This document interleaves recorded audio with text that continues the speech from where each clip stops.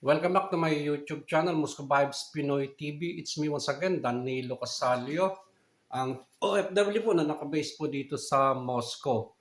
Ang ngayon po ay May 10, 2024. Sana po ay lagi po kayong nasa mabuting kalagayan. Ang pagiging OFW po ay napakahirap, lalong-lalo na kapag mapunta kayo sa mga bansang ang pwede lang ninyong ma-applyan ay household worker kagaya po dito sa Russia. Kahapon po kasi ay may nag-request sa akin na i-feature ko daw kung ano-anong mga trabaho na pwede pong applyan po dito.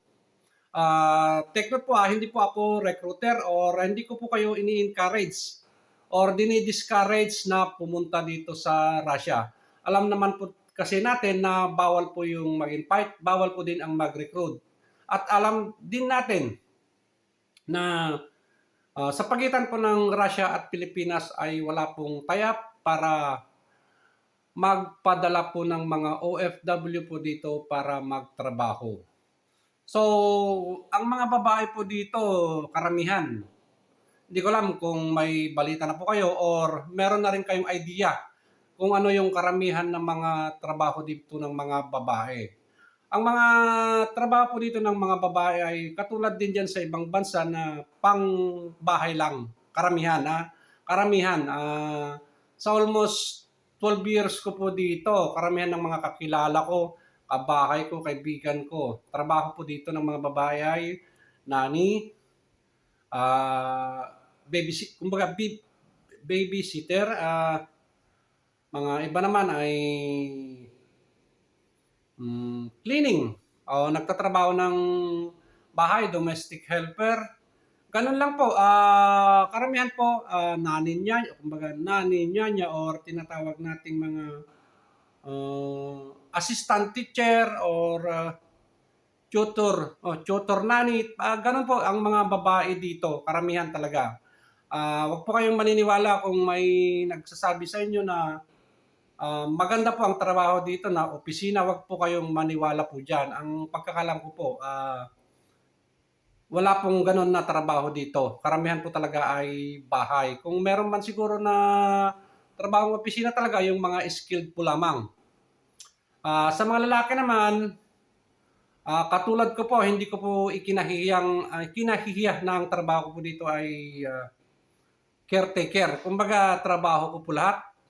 Mag-alaga ng aso, maglinis sa bahay nila, loob-labas. Pero karamihan naman po dito kasi ang amo ko naman po ay isang mayaman na negosyante at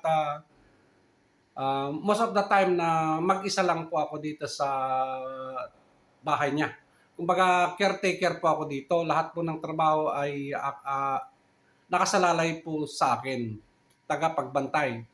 So alam naman po ninyo siguro yan. Sa mga ibang lalaki naman po dito ay mga tinatawag na master, tawag dito yung mga ibang massage, salon, yung mga massage therapy, ika nga. Mga iba naman, mga nagtatrabaho ng restaurant, mga assistant chef, mga iba naman chef. Pero opisina, wala, bihira po akong nakakita o naka-encounter ng mga lalaki dito na talagang full-time office ang trabaho. At ako naman po ay na-try ko din dati, nagtrabaho ng gano'n, janitor po ako ng school. Kaya lang sa school, hindi naman po ako nagtagal doon. Hinahanap-hanap po yung katawan ko ng trabaho ng lupa kasi tayo po nga sa Pilipinas ay magsasaka. Yun din naman po kasi ang talagang normal na trabaho natin. Kaya hinahanap-hanap po ng katawan po natin yun. So, mga iba naman, cleaner din, lalaki. At nagtatrabaho ka din sa bahay, plancha, maglinis at kung ano-ano pa. So wag po kayong maniwala na ang mga Pilipino dito ay mga opisina. Wala pong ganon, fake news po yun. Dito karamihan, yun po talaga ang trabaho ng mga Pilipino dito sa Russia. Pagdating naman sa sweldo, iba-iba po yung mga sweldo dito.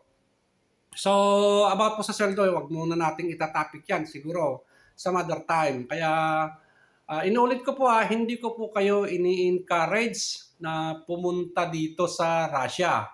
Bawal po yun.